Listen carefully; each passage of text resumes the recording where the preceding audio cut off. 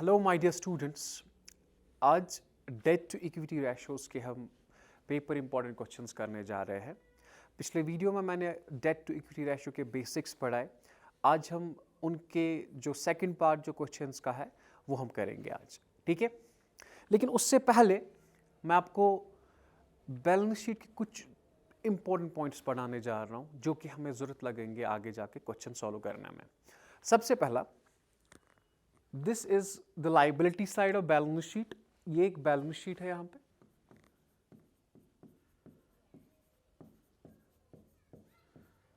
Okay, balance sheet के जो liability side है, जिसे हम इक्विटी एंड लाइबिलिटी कहते हैं, इसमें तीन चीजें आती है। सबसे पहला, मालिक का पैसा, that's what you called share holder funds. Share holder fund, इसका लिस्ट आपको ऑलरेडी पता है, जो कि मैंने पिछले वीडियो में आपको पढ़ाया। इसके बाद लॉन्ग टर्म डेट, इसका भी लिस्ट मैंने आपको पढ़ाया। और करंट लाइबिलिटी। लाइबिलिटी साइड से टोटल तीन चीजें आती है। एक आता है मालिक का पैसा, लॉन्ग टर्म डेट और करंट लाइबिलिटी। ये याद रखें, लॉन्ग टर्म डेट मीन्स बड़ा कर्जा और करंट लाइबिलिटी मीन्स शॉर्ट कर्जा। सर, अमाउंट के हिसाब से नहीं, टाइम के हिसाब से। इस करंट लाइबिलिटी को दूसरा नाम है, इसका दूसरा नाम भी है short term debt.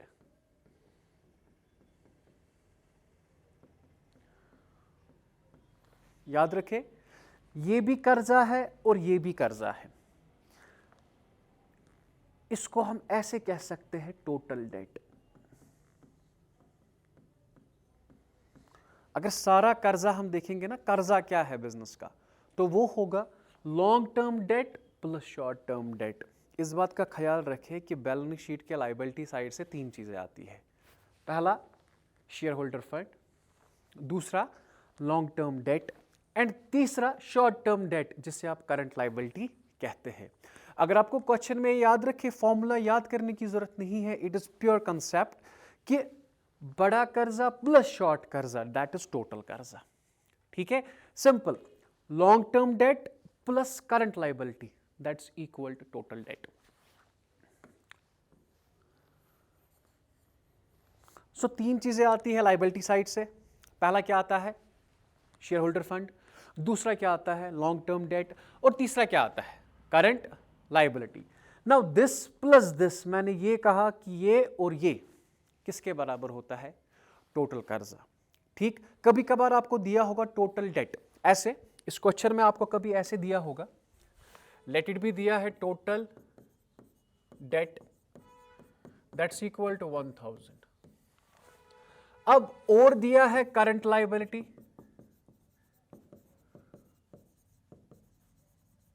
Current liability दिया है 400।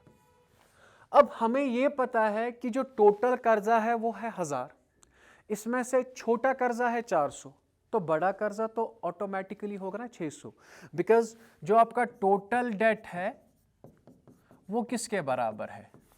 वो है बराबर long term debt plus short term debt, जिसे आप कहते हैं करंट लायबिलिटी। अगर टोटल डेट है 1000 रुपए, इसमें से छोटा कर्जा जो कि है 400, 1000 में से 400 माइनस किया तो ऑटोमेटिकली आपको ये 600 आया। याद करने की जरूरत नहीं है, आप प्योर कंसेप्ट ये याद रखें कि जो टोटल कर्जा है वो किसके बराबर है? बड़ा कर्जा प्लस छोटा कर्जा। बड़ा कर्जा मींस लॉन्ग टर्म डेट और छोटा कर्जा मींस करंट लायबिलिटी, जिसे हम शॉर्ट टर्म डेट भी कहते हैं। ठीक है, तो चलिए हम पिछली स्लाइड पे देखते हैं। मैंने कहा था कि लायबिलिटी साइड से तीन चीजें आती है, share holder fund, long term date और करंट लायबिलिटी। ओके, इसके बाद और एसेट साइड से जो आता है, एसेट साइड से दो ही चीजें आती है, एक आती है फिक्स्ड एसेट और दूसरा आता है करंट एसेट। सपोज आप करें कि ये है 600 रुपए और ये है 400, 600 और 400 1000। और आपने अभी तक पढ़ा है कि एसेट साइड जो है, जो एसेट साइड आपका होता है वो किसके बराबर होता है? Liability side. अगर ये 1000 है तो ऑटोमेटिकली ये भी 1000 होगा। ठीक, इसके बाद अगर शेयर होल्डर फंड आप समझिए ये सपोज 500 है और ये 300 है, तो आपको ये खुद ब खुद निकलेगा 500 300। अब मुझे बताओ पेंडिंग कितना अमाउंट है, दैट इज 200। सर ये हमें किस क्वेश्चन में जरूरत लगेगा? ये जरूरत आपको लगेगा एक क्वेश्चन में, लेकिन आपने बैलेंस शीट याद रखना है कि बैलेंस शीट के लायबिलिटी साइड से क्या आता है बेटा, 3 चीजें आती है, share holder fund, long term date and current liability, and यहां से क्या आता है, फिक्स्ड एसेट और करंट एसेट। आप पहले स्क्रीनशॉट उठाए।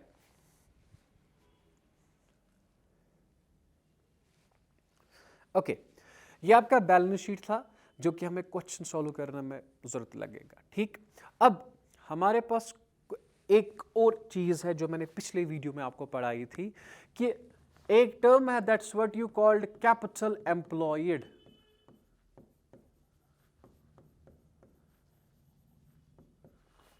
मैंने पढ़ाया था ये कैपिटल एम्प्लॉयड किसके बराबर है, it's equal to long term debt plus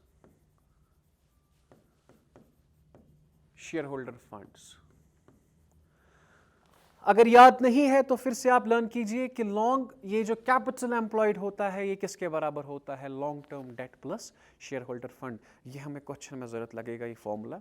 ठीक है, सो कैपिटल एम्प्लॉयड किसके बराबर है, बड़ा कर्जा प्लस मालिक का कर्जा, long term debt plus shareholder fund. Okay, now we are having first question. जो हमारा पहला क्वेश्चन है कि calculate debt to equity ratio. आपने निकालना है डेट टू इक्विटी रेशो। जो डेट टू इक्विटी रेशो है उसकी फॉर्मूला आपको पता है कि डेट टू इक्विटी रेशो जो है उसकी फॉर्मूला है हमारे पास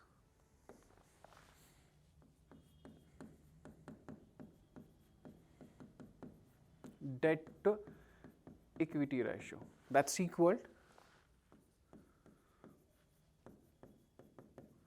लॉन्ग टर्म डेट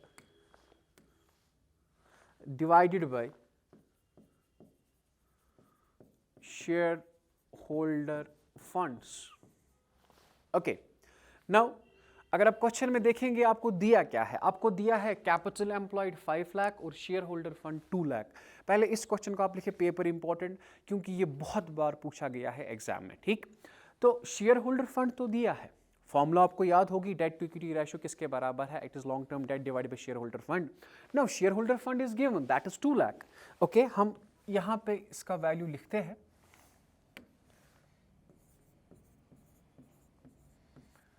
सर अब हमें चाहिए लॉन्ग टर्म डेट जो कि नहीं दिया है।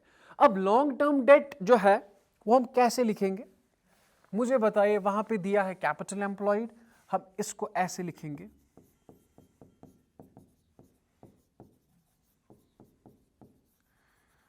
कैपिटल एम्प्लॉयड की फॉर्मूला क्या है जो कि मैंने आपको पहले ही बताई, long term debt plus shareholder funds. Okay, now capital employed is given, it is 5 lakh. Long term debt तो नहीं दिया है जो कि हमें निकालना है, प्लस शेयर होल्डर फंड तो 2 लाख है। अब मुझे बताइए इस 2 लाख को यहां पे लेंगे तो we will get our value that is long term debt. 5 lakh ये प्लस है, यहां पे लेंगे इसे, that's equal to long term debt. अब मुझे बताइए लॉन्ग टर्म डेट जो है वो आपका क्या आया, वो आपका आया 3 lakh. Is it clear? Now ये वैल्यू हम यहां पे लेंगे, 3 lakh divide by 2 lakh. Is it clear? ये 0 0 कट हो जाएंगे तो आपका वैल्यू आएगा 3:2। और अगर आप इसे सीधे डिवाइड करेंगे, कैलकुलेटर उठाएंगे आप, subject discipline tools mathematics, now 3 divide by 2 that's equal 1.5 सीधे। ठीक है, मैं आपको दिखा रहा हूं 1.5:1। ये आपका आंसर है और इसे लिखे आप पेपर इंपॉर्टेंट क्वेश्चन। मैंने कहा था बेटा कि ये क्वेश्चन आप कैसे करेंगे, आपको बस फॉर्मूला पता होनी चाहिए। क्वेश्चन क्या था, आपने डेट टू इक्विटी रेशो निकालना है। और पहले ये क्वेश्चन पेपर इंपॉर्टेंट है, हमें निकालना क्या है, डेट टू इक्विटी रेशो किसके बराबर है, long term debt divided by shareholder fund. ठीक, ओके। वहां पे दिया क्या था, शेयर होल्डर फंड दिया था, लेकिन लॉन्ग टर्म डेट नहीं दिया था। लॉन्ग टर्म डेट हमने कैसे निकाला, हमने कैपिटल एम्प्लॉयड दिया था, capital employed is equal to long term debt plus shareholder fund, तो हमें इसका वैल्यू आया and we get our answer. ठीक है, इसका स्क्रीनशॉट उठाया आप। Okay, let's move towards next question. जो हमारा नेक्स्ट क्वेश्चन है that is calculate debt to equity ratio. वहां पे आप समझिए दिया क्या है हमारे पास, जो क्वेश्चन है, क्वेश्चन क्या दिया है हमारे पास, क्वेश्चन कह रहा है calculate debt to equity ratio. इसमें कैपिटल एम्प्लॉयड दिया है, टोटल डेट दिया है और करंट लायबिलिटी दिया है। ठीक, तो पहले सबसे पहले हम फॉर्मूला लिखते हैं कि डेट टू इक्विटी रेशो जो है वो किसके बराबर है, डेट टू इक्विटी रेशो किसके बराबर है, long term debt divided by shareholder funds.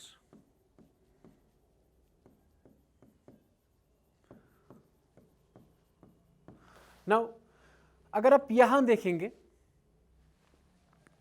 Capital employed दिया है, टोटल डेट दिया है और करंट लायबिलिटी दी है। सर ना ही लॉन्ग टर्म डेट दिया है, ना ही शेयर होल्डर फंड दिया है, तो ये क्वेश्चन करे तो करे कैसे। सबसे पहले मैंने कहा था आप कंसेप्ट याद रखें। टोटल डेट का मतलब टोटल कर्जा कितना है, इस टोटल कर्जे में से छोटा कर्जा इतना है तो बड़ा कर्जा ऑटोमेटिकली निकलेगा। ठीक है, तो मैं आपको दिखाता हूं, इस फॉर्मूला से हम निकालेंगे लॉन्ग टर्म डेट, क्योंकि क्वेश्चन में दिया है टोटल डेट। आप मुझे बताएंगे टोटल कर्जा किसके बराबर है। टोटल कर्जा जो है वो है बराबर बड़ा कर्जा प्लस छोटा कर्जा। बड़ा कर्जा मींस लॉन्ग टर्म डेट, बड़ा कर्जा means long term debt plus छोटा कर्जा, छोटा कर्जा मींस करंट लायबिलिटी।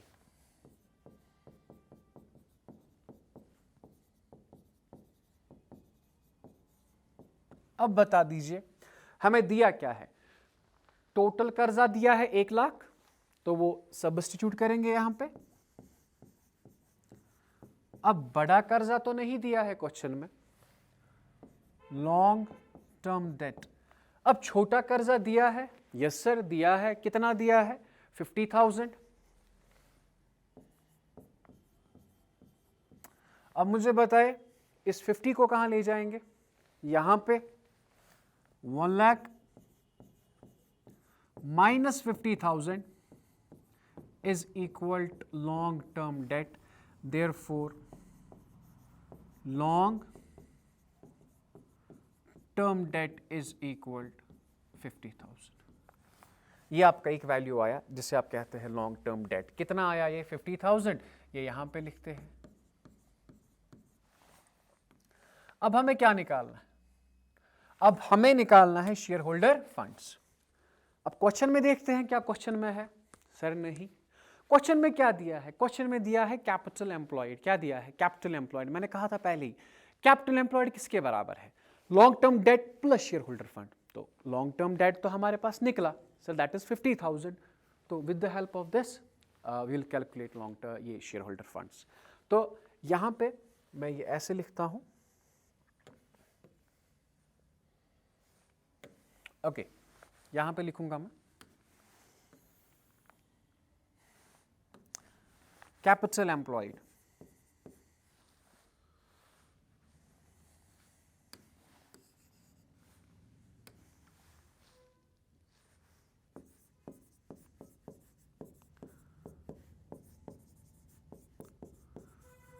वो बराबर है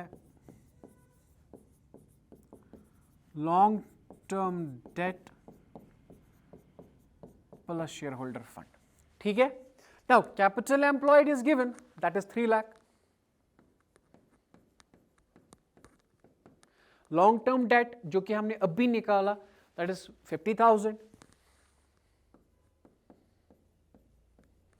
okay, plus shareholder fund जो कि नहीं है, जो कि हमें निकालना है यहां पे। अब ये 50 यहां पे लेंगे, 3 lakh minus 50,000 is equal to shareholder funds. Now shareholder funds is equal to 2,50,000। अब आपके पास दूसरा आइटम भी निकला, that is share holder fund. Okay, now 50,000 divide by this, जब आप ये करेंगे तो आपको आएगा 0.2:1। ठीक है, मैं आपको दिखाता हूं।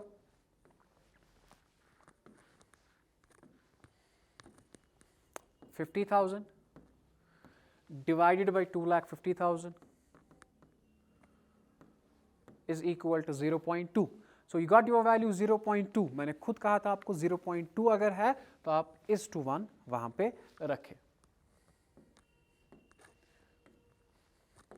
ओके, ये था क्वेश्चन, आप पहले स्क्रीनशॉट उठाए।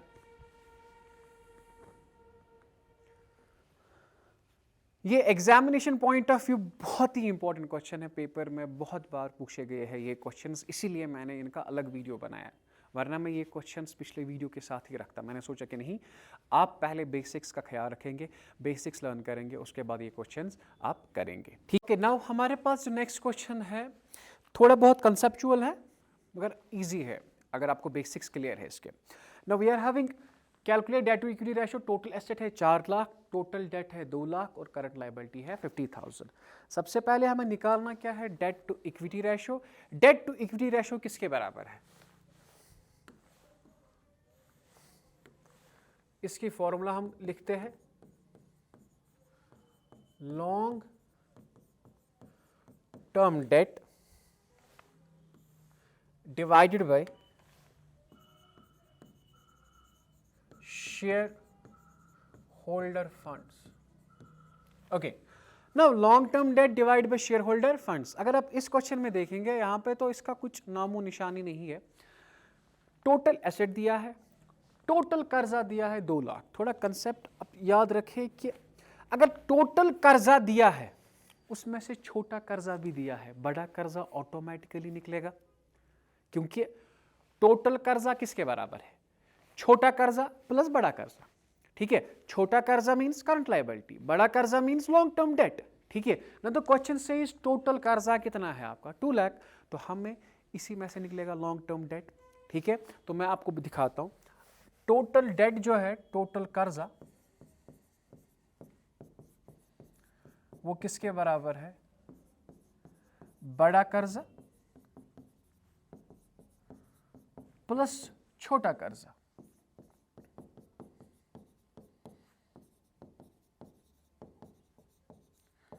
अब बता दीजिए टोटल कर्जा तो दिया है, टोटल कर्जा कितना है सर, 2 लाख दिया है टोटल कर्जा, तो यहां पे लिखेंगे।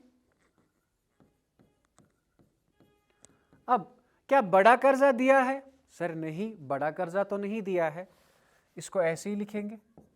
सर हाँ, छोटा कर्जा दिया है, छोटा कर्जा कितना है सर 50,000। ओके, अब लाइक टर्म्स 50,000 को यहां पे लेंगे, माइनस 50,000 आपको आएगा बड़ा कर्जा। नाउ बड़ा कर्जा किसके बराबर, बड़ा कर्जा जो है that is 1,50,000। Now long term date जो है आपका वो है 1,50,000। कंसेप्ट याद रखें कि अब सर शेयर होल्डर फंड, अब हमें निकालना है शेयर होल्डर फंड। सर वो तो दिया ही नहीं है, शेयर होल्डर फंड हम कैसे निकालेंगे। शेयर होल्डर फंड इसके 2 तरीके हैं, एक तरीका जो मैंने 11th में आपको पढ़ाया और एक तरीका जो मैंने आपको अब भी सिखाया। ठीक है, मैं आपको समझाता हूं कैसे। आप एज्यूम करें कि ये हमारा बैलेंस शीट है, ठीक, यहां पे आपका लाइबिलिटी साइड है और यहां पे आपका एसेट साइड है। ठीक, एसेट साइड में आपको दो एसेट्स आते हैं जो कि है फिक्स्ड एसेट और करंट एसेट, जो कि मैंने कहा। और इस साइड से कितनी चीजें आती है लाइबिलिटी साइड से? सर तीन। पहला शेयर होल्डर फंड्स, ठीक, दूसरा लॉन्ग टर्म डेट, तीसरा सर करंट लाइबिलिटी। यही है ना? ओके, नाउ टोटल एसेट दिए हैं कितने? सर 4 लाख। अगर टोटल एसेट दिए हैं 4 लाख, ये 4 लाख लाइबिलिटी साइड भी होगा बराबर? Yes sir. आया यहां से भी 4 लाख। अब मुझे बताओ, आपने अभी लॉन्ग टर्म डेट और करंट लाइबिलिटी कितना दिया है?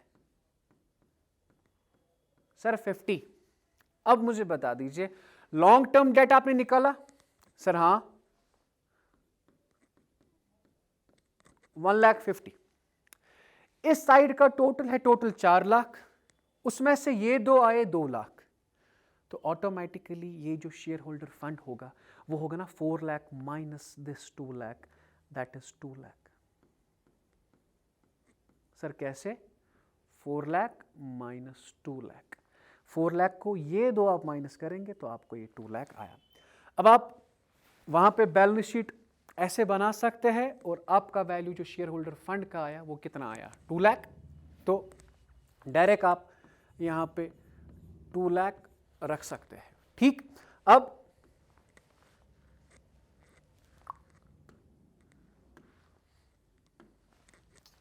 $1,50,000 over 2 lakh is equal to 0.75 is to 1। थोड़ा बहुत कंसेप्ट था इसका क्योंकि मैंने बैलेंस शीट आपको पहले ही पढ़ाया। ठीक है, तो आपने बैलेंस शीट के जरिए इस क्वेश्चन को किया। इस क्वेश्चन को और एक तरीका है, लेकिन जिसने मेरे पास 11th अच्छे से पढ़ा है वो भी मैं दिखाता हूं। पहले आप इसका स्क्रीनशॉट उठाएं।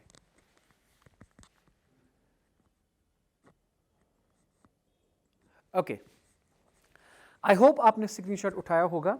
मैं आपको थोड़ा बहुत इसमें, सर शेयर होल्डर फंड हमें अच्छे से समझ नहीं आया, आपने ये चीजें आपने ऐसे रखी। अगर आपको याद होगा कि शेयर होल्डर फंड, ये मुझे बताइए शेयर होल्डर फंड होता क्या है? शेयर होल्डर फंड होता क्या है? सर शेयर होल्डर फंड होता है कुछ नहीं, ये होता है मालिक का पैसा।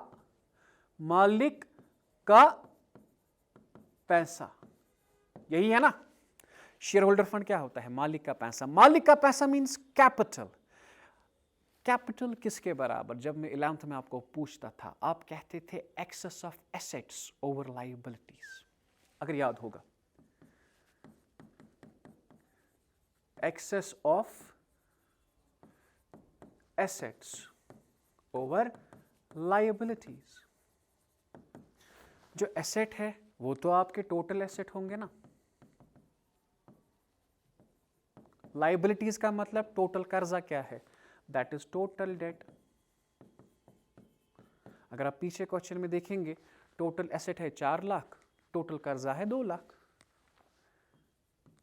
4 lakh minus 2 lakh, so you get your value 2 lakh.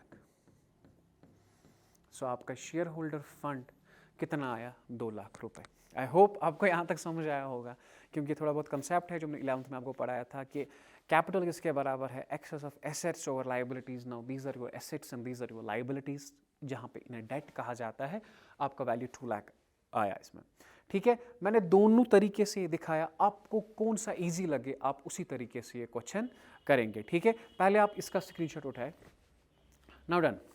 Okay, यहां तक था डेट टू इक्विटी रेशियो। बेटा मैं आपको बता रहा हूं, करंट रेशियो और डेट टू इक्विटी रेशियो आप लिख के ले लो, इनमें से कोई ना कोई क्वेश्चन आएगा आपके एग्जाम में। यहां तक आप अच्छे से प्रैक्टिस करेंगे इन क्वेश्चंस की। ओके, नाउ अब नेक्स्ट वीडियोस के लिए कुछ बेसिक्स मैं आपको याद कराता हूँ जो कि आपने याद करने ही करने हैं। सबसे पहले एक टर्म है एवरेज स्टॉक। क्या है बेटा? Average stock. ये जो एवरेज स्टॉक है ये किसके बराबर है? एवरेज स्टॉक बराबर है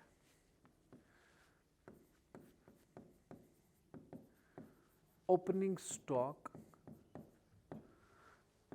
plus closing stock divided by 2. There comes a term opening stock. Opening stock का मतलब stock at the beginning of year. Closing stock का मतलब stock at the ending of year. तो इसे कहते हैं average stock. किसके बराबर? Opening stock plus closing stock divided by 2. ये आपने याद रखना है। सर किस लिए याद रखना है? क्योंकि नेक्स्ट वीडियोस में हमें ये ज़रूरत लगेंगे, टर्नओवर रेशियोज में हमें ये ज़रूरत लगेंगे। सो किसके बराबर है average stock? Opening stock plus closing stock divide by 2। Sir what is opening stock? Stock at the beginning of year. Closing stock, stock at the ending of year. Okay, next average debtor. क्या बेटा? Next term क्या है आपकी? Average debtor. जो आपकी average debtor जो है ना, it's equal opening debtor plus closing debtor divided by 2। So average debtor किसके बराबर है? Opening debtor plus closing debtor and divide by 2। ठीक, और वहां पे आप एक लाइन छोड़ेंगे। सर क्यों? मैं बताऊंगा। ठीक है बेटा, आप एक लाइन छोड़ेंगे क्योंकि और एक चीज मैं आगे जाके बताऊंगा आपको। सर एवरेज स्टॉक किसके बराबर है? Opening stock plus closing stock divide by 2। Average debtor किसके बराबर है? Opening debtor plus closing debtor divide by 2। Okay, now there comes another term average creditor. ये जो एवरेज क्रेडिटर है ना बेटा, ये किसके बराबर है? नाउ एवरेज क्रेडिटर आपको बराबर है, खुद बताए, opening creditor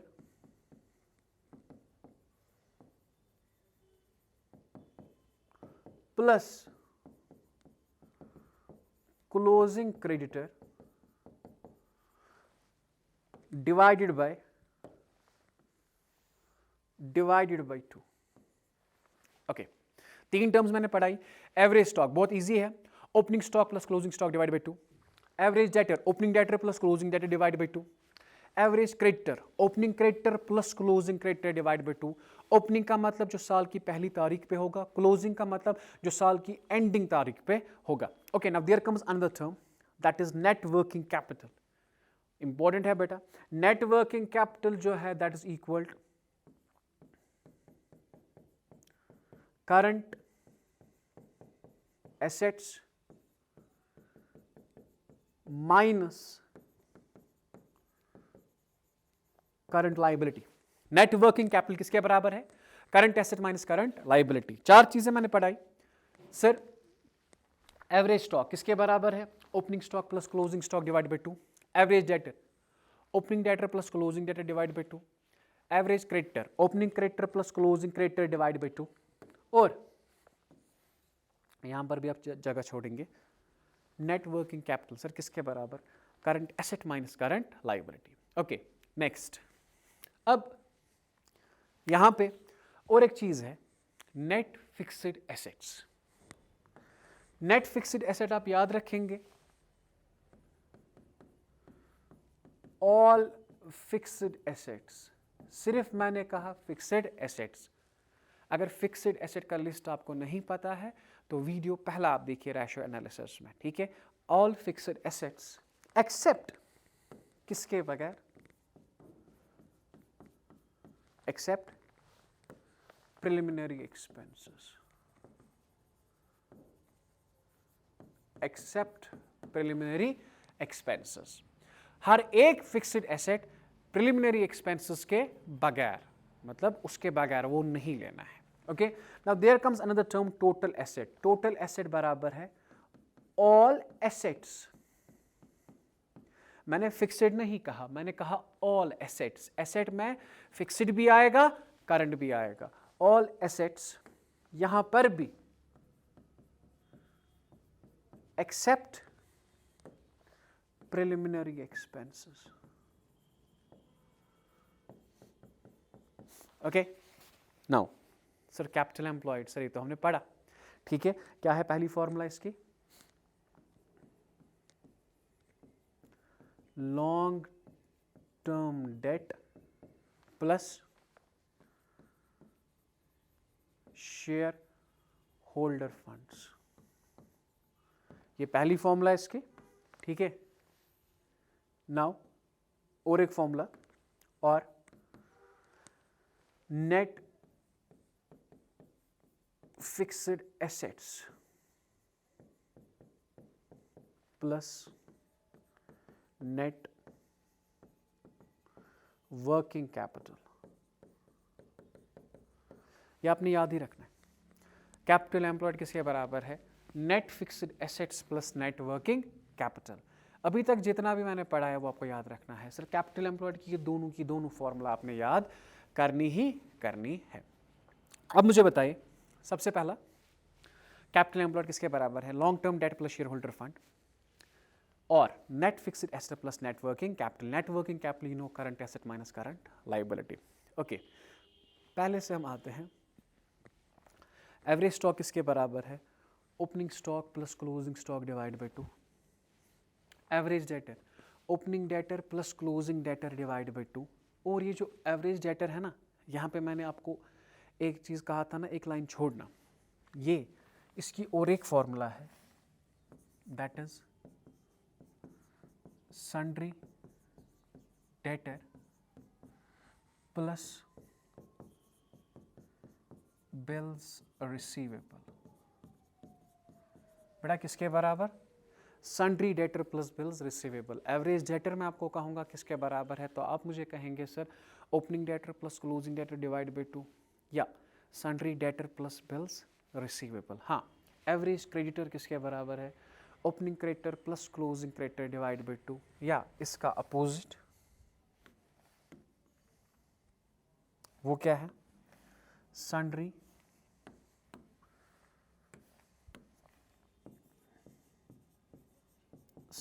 creditor plus bills payable. Okay my dear, अगर आपने इसके बाद का वीडियो देखना है तब तक ना देखे जब तक कि आप इन टर्म्स का रिवाइज नहीं करेंगे। मैं आपको बताता हूं कैसे आपको लर्न करना है।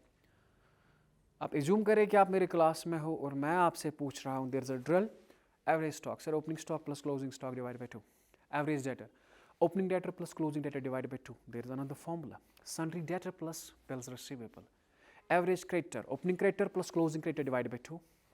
Okay, now there is net working capital, current asset minus current liability. Okay, now net fixed asset, sir all fixed asset except preliminary expenses, total asset all assets except preliminary expenses, capital employed sir long term debt plus shareholder fund और net fixed asset plus net working capital। यहाँ तक था कि आपका जो एक तो solvency रैशोज खत्म हो गए और टर्न ओवर रैशोज का बेसिक मैंने इसी वीडियो में आपको दिखाया, ठीक है। आई होप कि आपको यहाँ तक समझ आया। कोई भी क्वेश्चन हो आप हमें लिखिए कमेंट सेक्शन में या डायरेक्ट व्हाट्सएप कीजिए, नंबर आपके स्क्रीन पे आया है। तब तक आप अपना ख्याल रखिए, इस चैनल का भी ख्याल रखिए। अल्लाह हाफ़िज़।